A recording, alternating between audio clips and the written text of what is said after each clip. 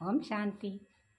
परमात्मा को हम अनेक नामों से जानते हैं, उनकी महिमा भी करते हैं, उनका गुणगान भी करते हैं। तो भगवान पाप कटेश्वर है, पापों को काटने की युक्ति भी बताते हैं।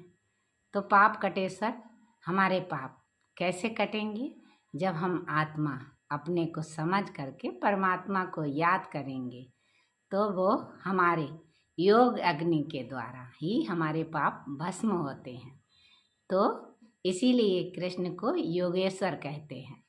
शिव के ऊपर जाते हैं तो लोटी जल की चढ़ाते हैं, अर्थात ये ज्ञान लोटी हमें अपने ऊपर ही डालनी थी और हम परमात्मा के ऊपर डाल कर चले आते हैं। वो तो ज्ञान का सागर है, गुणों का सागर है, शक्तियों का सागर है, पवित्रता का सागर है, सुख का सागर है, शांति का सागर है, आनंद का सागर है।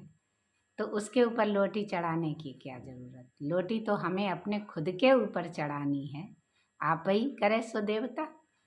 तो इसलिए हमें अपने विकर्मों को विनाश भी करना है, लेकिन भगवान कहते हैं तुम अपने पाप, बोझ, कष्ट, दुख सब हमको दे दो।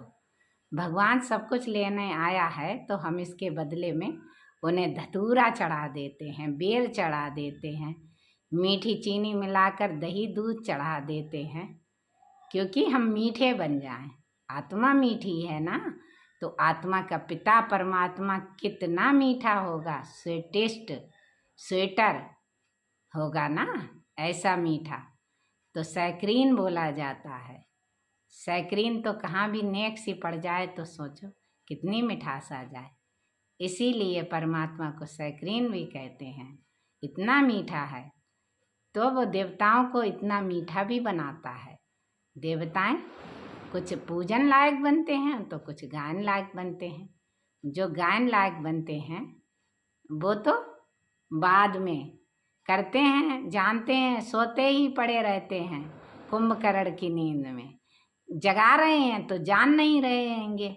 बार बार कहते हैं कि ये नई दुनिया आने वाली है, पुरानी पतित दुनिया का विनाश होने वाला है, लेकिन जागना ही नहीं चाहते हैं। तो कुंभकर्ण के मिसल हो गए ना। कुंभकर्ण कोई अलग था, रहते सभी एक जगह पर हैं। जो जान जाते हैं वह कहते हैं रावण बहुत अच्छा था, ज्ञाता था, पंडित था, लेकिन कर्म के आधार पर ही सबको स्वर्ग मिलता है, कर्म के आधार पर ही नरक मिलता है। तो चाहे कितने पंडित और ज्ञानी और चाहे कुछ भी बने रहो, चाहे काल को